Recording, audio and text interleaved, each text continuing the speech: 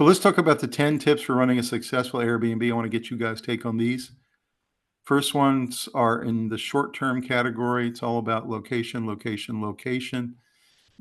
Sarah's found two great locations to rent. We found a great one at the beach. Sounds like she's got a third in Maine, right on the snowboarding trail or snowmobiling trail, I guess you said it was. Yeah. But I would assume that if you pick a location in the middle of nowhere, not near anything anybody wants to visit, you might have a real struggle trying to rent, right? I actually have a friend who's in Pennsylvania, and it's a very rural part of Pennsylvania with not a lot of tourist attractions nearby. And he did put it on Airbnb, and he has not had one booking. Mhm.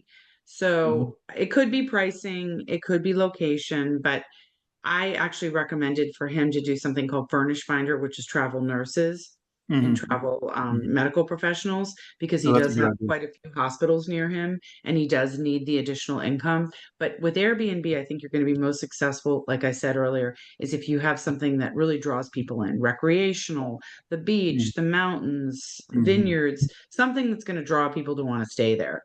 And if you're in the I middle think of to nowhere, there's other things you could think about. I think to simplify it, you should be able to explain in a sentence why somebody would want to rent there. Yeah. So, and that's usually located to a location, to something, to the Hmm. mountains, to the beach, to concert venue, to Right. um, maybe a wedding venue, Hmm. something location wise would be one of the main players in why you would rent your place. Completely agree. Yeah, I agree too. Number two is get a property that presents beautifully in pictures. So I know that I have a friend who just bought a place down near Charleston that was a fixer-upper, Sarah. So he didn't listen to your recommendation. And but he said that it's much nicer in person, and he and his wife can't figure out how to get it to look good in pictures. And I think that's a struggle because really your one chance to lure an Airbnb renter in is your place does need to present beautifully in pictures. What are your guys' thoughts on this? I would add to that, and this is the realtor in me, I would pay to have professional photos taken. Okay. That was a game changer with me Yeah. with Wintergreen. My pictures, even though the phones take such fantastic photos now, you don't think you might need. If Right. you've got kind of a big complex property, I would pay for professional photos. Your Yeah. beach Actually, house, I have to say, Sarah, we've almost stayed at your wintergreen house a couple of times, but it hadn't happened yet. But I have to say that when I looked at your listing yesterday, I was blown away. Those photos are fantastic. and it's because the professional photos. Because if Right. you could have seen the ones I took when I first put it on, they were Mhm. nowhere near as good. Yeah. So thank you for saying that, and it was worth the money. It was like $300, well spent. They really Yeah. pop. They really It's one pop. of the most important things when you're getting started. I was told that by our management company. The first thing that he focused on was get good pictures. And Absolutely. coming into this podcast tonight, in my head, I remember saying, make sure you mention how important it is to get good pictures. And Hmm. so it might seem frivolous to get a photographer. Hey, I can take great pictures with my cell phone. You can, but they're using a lens that actually makes the rooms look bigger, Mhm. brighter colors. They're using a flash that's nowhere near what we could ever have on our phone. And their So, pixels are about 3 times what a yeah, phone it's would worth that is the number one Yeah, thing to do be. is have a there are some photographer take angles. pictures. There are some angles in our pictures that make the rooms look even bigger than they are, and they actually are pretty nice sized rooms. Yeah. It actually allows your mind to see the space in such a way that it's spectacular. So I think, yeah, spending the money on a professional photographer is well worth it. You only have to do it really once. Yeah.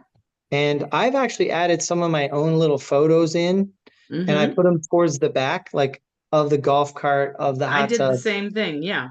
You add it toward the back after the Yeah. impressiveness is already in place. You can go ahead and add some of your own, but you need to grab your customer who's thinking about your place or another place. They're trying to decide. Mhm. Um, the beautiful photos making your place look as good as humanly possible could Mhm. make the difference between getting that renter. And it's I interesting, totally agree. the only photos we have on our property that are not professionally taken and are from a phone are of our hot tub and our golf cart. which is fine. And Yeah. you can actually, but you can actually tell the difference. They are fine, but Mhm. Sure. you can really tell the difference. Yeah. But Yeah. at the same time, the perfect angle for them wasn't necessary because it's just a hot tub. Like you're not going to try and make it look Right. bigger than it is, or you're not worried about lighting. You know, they're at the tail end of the slideshow. You've already made up your mind on whether it's nice, so, Right. and then, oh, cool this and oh, cool that. So you can add your own photos in, but I think it's a huge mistake people who try to take their own photos of the majority of their property. Definitely. I agree with that. Number 3, price your property correctly by season and market the property to everyone you know. Sarah, what are your thoughts on these about pricing and marketing? Pricing is key. I mean, once again, with my realtor hat on, it's all about location, location, location, obviously. The photos are key, but then the price is where, I mean, you could have the most beautiful property on the whole site, but if it's overpriced, people are probably still not going to rent it. So that's why I'm a big believer in the smart pricing. And I'm also a big Mhm. believer, let Airbnb use all their algorithms to do the work for you. You know the Mhm. minimum that you want to accept. Let them then go out and look at all the other things on the market and help you get it booked. And the other thing I do is, for example, I don't have bookings for 2 weekends in June at Wintergreen. So I went Mhm. in just the other day and lowered the price by Mhm. about $75 a night for the Mhm. Friday and Saturday night time frames, because that's when Mhm. mine's typically booked. Okay, that's great. And what about marketing the property to everyone you know? Yes. Don't think that you shouldn't put it on Facebook and say, "Hey, I just," I've even said, I'm so proud to be a super host for the third year in a row. If anyone's looking for a getaway in the mountains, this is such a great property, and then included my listing link. Right. Mhm. Um, and for me too, as a realtor, I market that, hey, I have a lot of experience with Airbnb, and as a super host, let me help you find an Airbnb. Mhm. Mhm. And one other thing Yeah. you can do, we added a Facebook page, um, we created a Facebook entry for the house. Oh, that's a great idea. Yeah, it's So really people can upload their own photos. We can upload lots of updated photos and when we take new trips and stuff. So that's kind of cool I too. And like then that. Yeah. everyone can see the page through my page and through Tom's page. So it's its own page, but it like links to us. and I tell Rob all the time, especially for the, times of the year where it doesn't rent as readily. I mean, you Hmm. can't just sit back and let Airbnb be your only marketing channel. You really No. have to. And I talk it up all the time, people at work. I talk to everyone I know. I talk to people on the pickleball court. "Hey, you're looking for a beach house?" Just promote it. Don't be obnoxious about it, but talk it up. Think of it, I mean, it is your business. And, Mhm. when you hear about all the things the three of us are doing to promote our business, it's definitely another job, but it's a very rewarding Mhm. job, and it can It be is. a really nice extra income. And there are It is. people that quit their full-time job and they have multiple Airbnbs that they run, and We've had they duplicate that income. we've had so much fun with it. We really have, Sarah. Yeah. Yeah, it's been a blast. So, the other benchmark that they say for, kind of profitability within the Airbnb space is making sure you can rent it at least 70% occupancy. So I don't know, Sarah, what have you seen kind of your break even So point on your I'm trying property? to think if I've ever gotten that high. With mine, it's typically a weekend rental because it is a bit out of the way being on the top of a mountain. But if you Mhm. figure it's rents, I feel like I'm doing well if I can have every single weekend booked. And Mhm. then a lot of times around holidays, I do have a big chunk of the week booked as well. And then sometimes in the summer, I'll get families booking it for like a week at a time. So I don't know if it has to be, I mean, God, 70% I would love, but I still think you can do very well if it's not at 70%. But Mhm. it also depends on what your nightly rate is. So Wintergreen's a little bit higher because it sleeps so many people. So I can Right. get away with just doing weekends. That is true. But yeah, I do think it's important to have your own benchmarks. Think about the other thing to think about, the way I look at it with running a business is, what is my break even? Because I know what I paid for it, I know what I put into it, but what does it cost me every year to run this house? Do I have a mortgage? What is that? What are my utilities? What are my property taxes? What are my HOAs? So once I pay all that, what do I want to make on top of that Yeah. to have, be In my other words, what's your viability point, right? And maybe it's right, 50%, maybe it's 50% for you in Wintergreen or whatever it is. right. But like, I think we hit 30, 70%. maybe We 30%. think we hit 70% because of the long-term renter this year. That's the only reason. That's huge. Yes, because But 70% I would say is very high. That's great. Mhm. And I do think the long-term rental helped you get to that. Right. Yeah, no question. No doubt about it. All right, number 5 is add amenities. So hot tubs, golf carts, pool tables, bocce courts. It sounds like you've got cornhole on the way. Pool table, What are some other amenities, Sarah, you've seen work? hot tub for sure. If I could swing it, I would put a hot tub at Wintergreen, because people coming in from skiing would love it. Mhm. It's something I kind of made the decision that I had done so much renovation. It wasn't something I could swing financially at this time, but I think the fact that you guys have the hot tub, you're thinking about the bocce court, that's only going to make you more because people want those things. I know that houses with hot tubs at Wintergreen do tend to rent more than houses without hot tubs, for Mhm. sure. Yeah, Yeah, we and I were would say told that even by our we were told that by our rental company that um the houses that have hot tubs rent well in the winter. The ones that don't are a ghost town. So Mm-hmm. he said it's everything. That's Yep. what they're looking for in the winter because they want some kind of water experience. Yeah. And they'll go to the beach, but they're not getting in the ocean. Right. So they'd happily get in the hot tub. Like we like going there in November, when it's starting to get cold at night. So we have Mm-hmm. a really cool uh what do you call it, fire pit, and we get that thing blazing away. We'll sit there and we'll do s'mores and drink beers, and then we'll jump up and we'll go jump in the hot tub, Yeah, and then it sounds great. we'll go yeah, back it's to the fire pit. And you know it's a different experience than in the summer when you know the fire pit doesn't get used as much as you might think. Right. No, I So totally agree.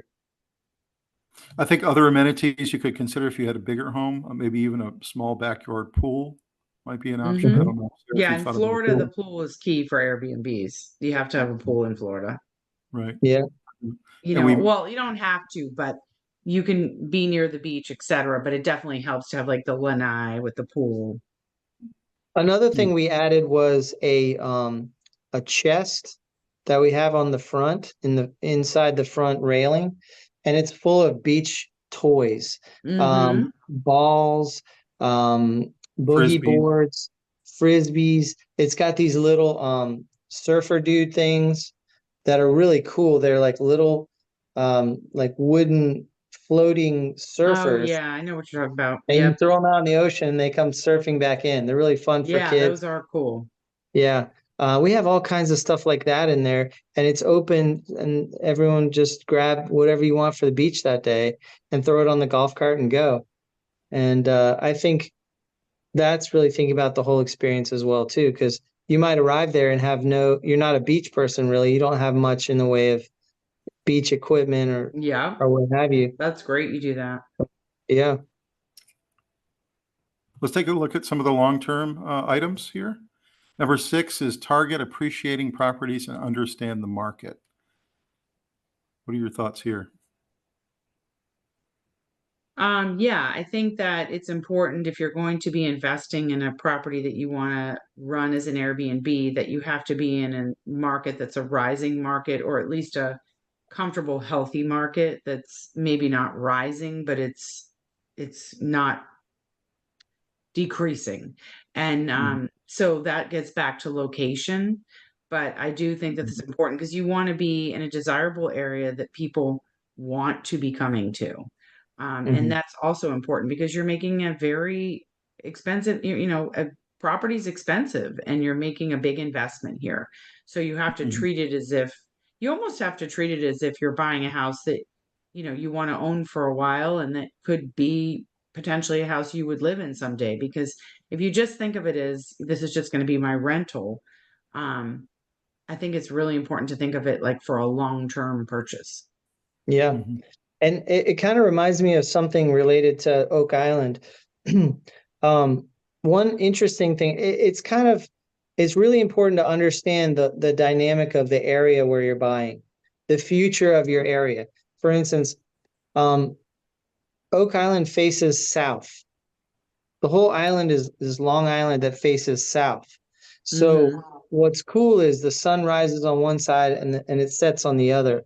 But more important than that is the currents. It's important to understand the currents. All the south-facing beaches do really well with sand erosion, and because the sand comes down from the north and sort of settles. And so we don't have a huge problem with beach erosion. Whereas I'm not going to name names of a couple of beaches just north of us that are facing east. They get eroded a lot, and some of them have had to settle for the sand dunes disintegrating to the point where they've had to build them up with sandbags. It's just not a beautiful situation. Wow. And Yeah, literally, that's a good point. literally, Sarah, he's exactly right. And what happens in those beach towns is actually their properties are either flatlining or going down. They're going down in value because their beachfront is going away. The only way to combat that is to dredge millions and millions of dollars to dredge sand just to hang on to what you got. So if you pick wisely and you pick beachfront that is going to at least maintain itself, if not build, that's an incredible investment that 10 years from now, it's pretty predictable that you'll be in good shape. You can't predict hurricanes, right? But you can predict that normal erosion is going to really not be such a factor. There's a couple of beaches that face south that all have the same advantage.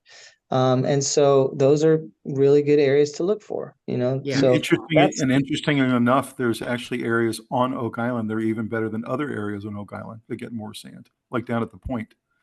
So it's just interesting. Yeah. Good point. Number 7, pull capital back out to buy more properties. We mentioned this a little bit earlier as a major strategy. If you want to continue to buy your second, third, and fourth Airbnb, one way to do it is to sit in your mortgage for at least a year and then pull capital back out. So what are you guys' thoughts about this? So I just did this, and I think it's a great strategy if you buy smart and you buy something in an area that's appreciating. As Rob was just talking about, often your equity is going to grow. And I took a home equity line of credit out on my primary residence, and I used that to buy the place in Maine.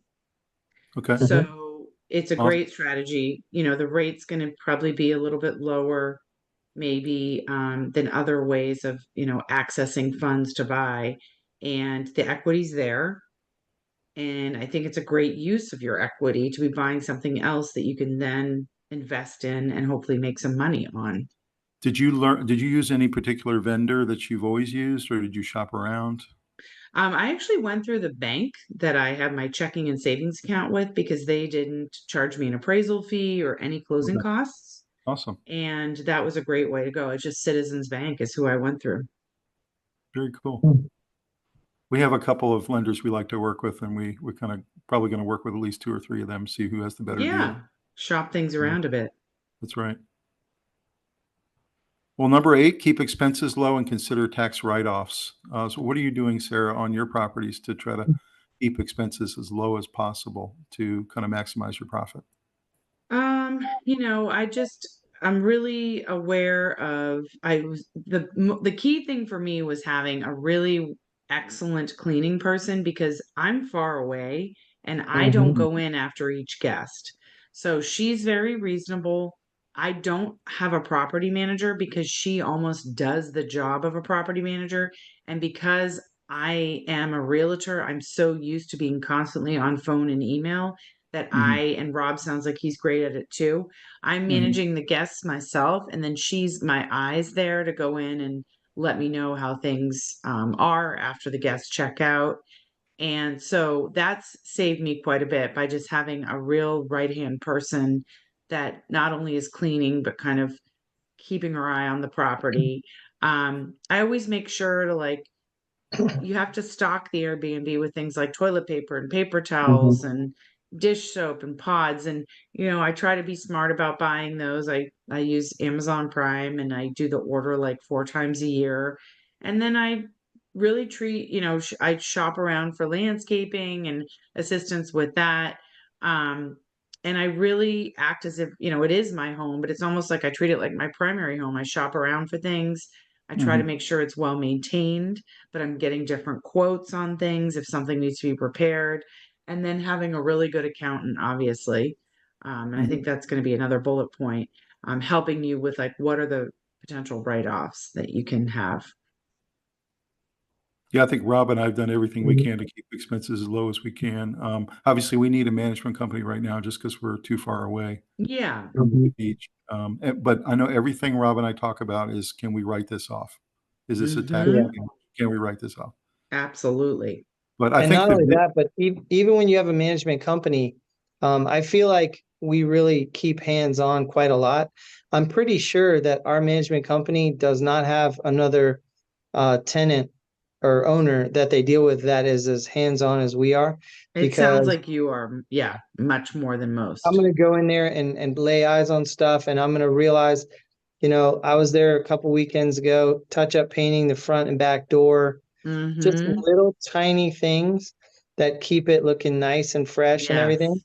And then he goes in and he does stuff like he'll change the air filter, Mm-hmm. and Yeah. so we're both tag teaming it, and therefore there's less to worry about. We're gonna catch when something is off, Yeah. we're laying eyes on it. I'm doing as much as I can.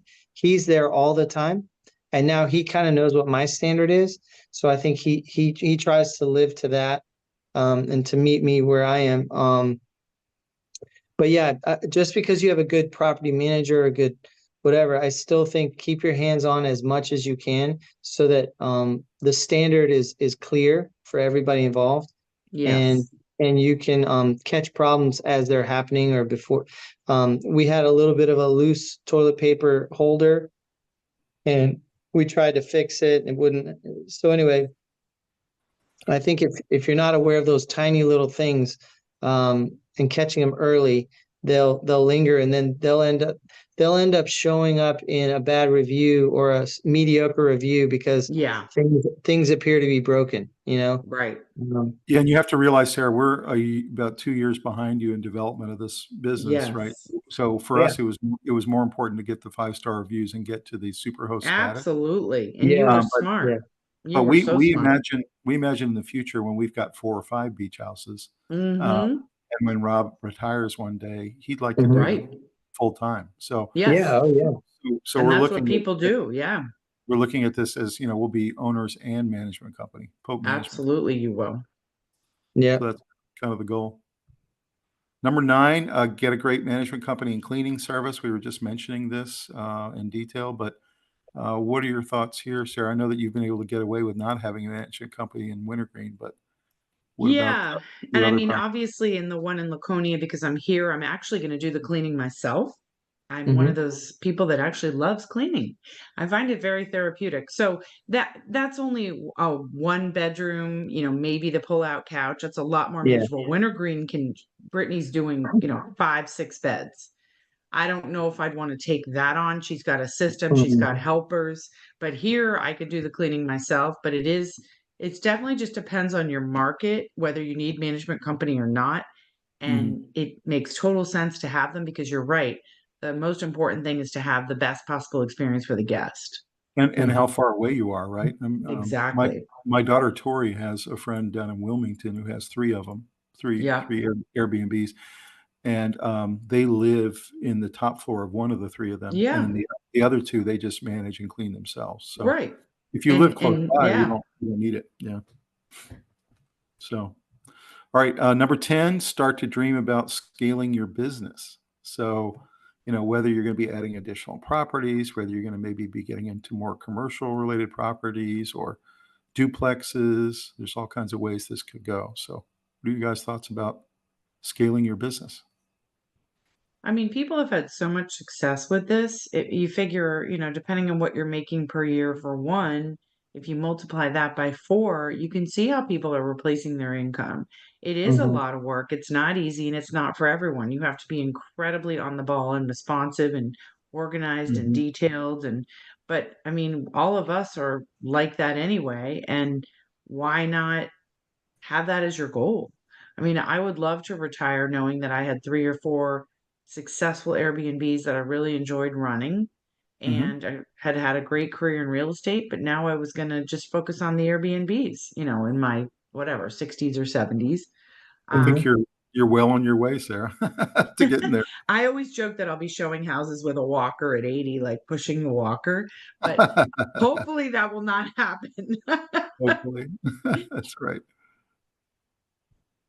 All right, well, let's look at some tips here on how to achieve superhost status. And I don't know how long it took you, Sarah. It took us about 6 months to get there. Yeah, I think it took But me about 6 months too.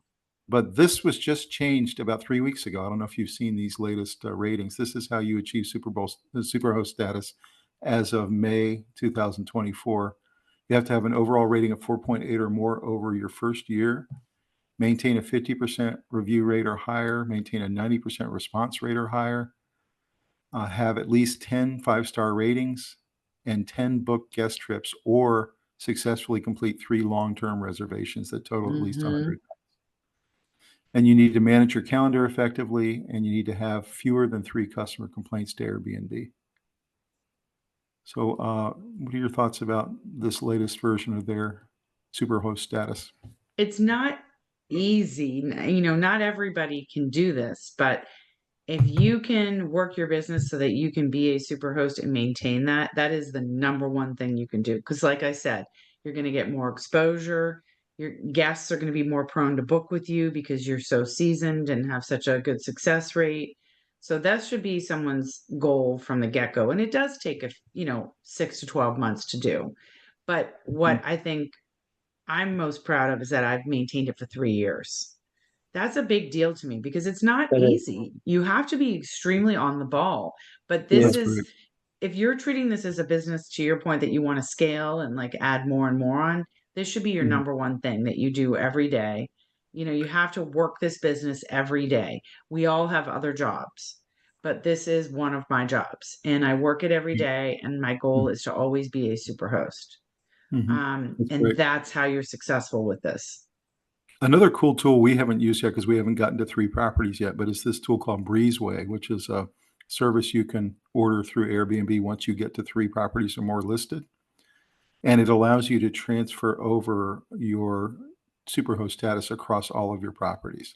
So, And essentially, yeah, if you that's bought so cool. a new one, you would immediately list it under Superhost status, and it would go to the top of the list under And this I would Breezeway. say I was shocked because I only have 2 right now, and they allowed me to put the superhost status on the Really? one I just yes. Oh, wow. So Hmm. even though I Cool. only have 1 review because I've only had 1 guest so far, I literally just put this out there.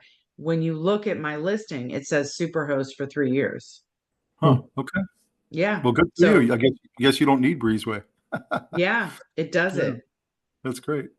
Rob, what are your thoughts on Superhost and what it took us to get there? So what I would say is, it definitely it felt like something that we were building towards. And the other thing I would say is none of those criteria by themselves is very challenging or difficult. Right.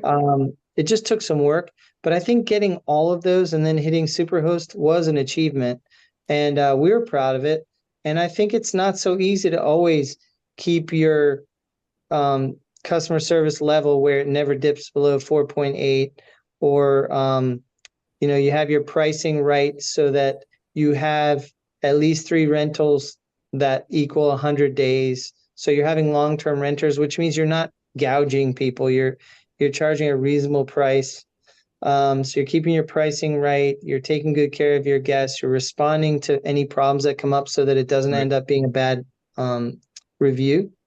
That's been the key. Is occasionally there'll be some kind of issue and you fix it and you're pleasant about it and you still get a 5-star, Right. because they appreciate the service, You and remember that you you remember see we the we care. had we had situations like they couldn't get in the front door, Yeah, They I've couldn't, had those too. we had the Mhm. washer not work one time. The Yeah. washer wasn't working. We've had all kinds of stuff. And again, I attribute this to Rob's ability to do high touch with customers. I really do. Well, I was just So, gonna say that, Tom, yeah. that the hardest bullet on there is the maintaining a 90% response rate.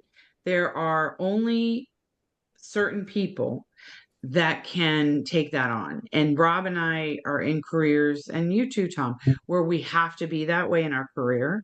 Yeah. But if you're someone that has a very, very busy day job and you just don't know if you're going to be able to Oh. respond, I mean, when that Airbnb app dings, you got to respond. So in that case, you might want to hire someone to help you do that responding, You because know, that's the key thing.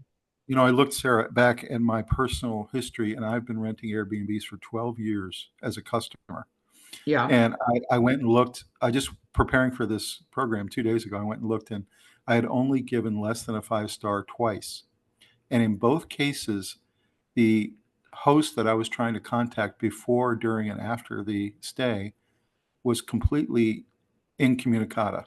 That's the Like, worst thing you can I do. just would never get a Yeah. response in any situation. And That's the number one worst thing you could do. it wasn't even really that I didn't like the place or that it was really a Right. bad stay. It just, I felt so burned by the fact that they just wouldn't respond.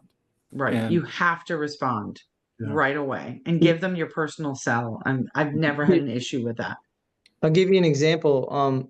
Right before we came on, we got a new rental at the end of August, which was still open. And because August is one of the best rental months, but it actually tails off right at the end because Yeah. everyone goes back to school. So Right. part of it feels like, incredibly warm, hot summer. And the other feels like, okay, we hit fall. It's going to slow down now. Right. But anyway, so that's a difficult week to rent, and she rented it. So I was really excited. So I had to respond, even though I was in the middle of this getting going with us. It's important that you're timely with it. Mm. You tell them you're excited they're coming. You're really happy that they are renting through you, etc.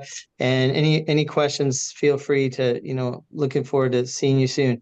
And then you just leave it there, and then you let the time get closer. But now they have a good feeling about going on and renting, because they probably looked at Exactly. several places. And it's interesting, Rob a couple times has had times where he does the thing he always does. He reaches out to them. We're really excited about you coming, 2 days ahead of time. They don't respond. Then after they check in, they don't respond. So he's had a couple times where the customer is incommunicata. He Yes, doesn't, I've had that too. Yep.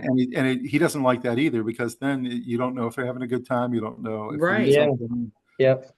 And a lot of times those people give us a 5-star review, but then you look at the review itself and it's like one sentence. We had a really Right. good time. They're just You're like, busy and they're, communicators. yeah, so it's so true. And that's okay. But I look at this, had fewer than 3 customer complaints to Airbnb. We haven't had one yet. I haven't And either. I'm knocking on wood right now. I'm knocking on wood that I we am don't. too. But what I are your haven't had thoughts one. about how you're going to handle? Because invariably, if you're in this business long enough, it will happen, right? So Well, how do there's you some think you're going to people that handle you just can't please. I only it? had one situation. He didn't actually file a complaint, but he was frustrated because I was still having some work done 2 summers ago. And I let people know. I said the inside of the house is perfect. Unfortunately, we had some rain delays, and the deck guys are going to be there, and they're just going to be finishing up. I hope that's okay. As long as you tell people, usually it's fine Yeah. because they're not Yeah. hanging out under the deck. Yep. But this particular guy was difficult, and he was not happy about that.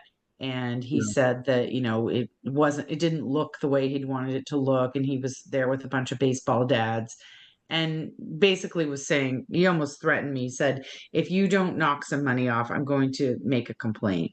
And I got a little prickly, but sometimes you just say, fine. And I just said, I'll Yeah. take the cleaning fee off, Yeah. which is For sure. $200 because it's a bigger house. And then he was fine. He was just Okay. looking for an angle to get some Good. money off. And you're going to get people like that sometime. Right. But that's the only time out of 90 people Right. that's ever happened. Right. Let's take a look at some of the photos from our homes. This is the beach house. We're at 127 20th Street Northwest, Oak Island. If anybody wants to look us up on Airbnb, we'd love to have you as a guest. You can So see, cute. I love the yeah, fire pit. It's a great place. It's so beautiful. We when we moved in, Rob and I were going to actually paint the pink doors. You can see there's a pink door on the front, and also where the owner's closet is on the outside, where the outdoor shower is. We were going to actually try to paint it aqua blue because we called this house Dolphin Cove. And we had a couple female guests tell us, absolutely not. Do No, I not love your dare, pink door. It's do so not dare paint the pink doors. So we I went ahead and agree. stayed with it. Yeah. There's But the you can famous see golf cart. there's the golf cart. You can see the outdoor fenced-in patio, which everyone loves to sit out there and drink their Hmm. coffee. Got the hot tub, and then of course we have the full kitchen with the island and the real great custom-made table that we play games at. Anything else you'd mention here, Robbie? Just the secret weapon is probably the outdoor shower. I'm telling you, everybody love loves it. an outdoor shower. It's so great Yeah, after you that's come back from the nice. beach. You know, you got to knock off that sand. And You know what's amazing about this house is Rob really had the idea, and you can see the picture there of him and his girlfriend and their three boys, and they wanted to have a place that we could go to every single summer, and even more than that, where these boys would grow up there, and it's basically like their beach home. So that when they're in their 20s and 30s, they'll always remember fondly Oak Island as kind of like our beach destination. So I They thought that was a really definitely will. great idea. Yeah. So there's a picture of Rob as the super host. Let's take a look at your first property here in Wintergreen, Virginia, Sarah. So take us through this.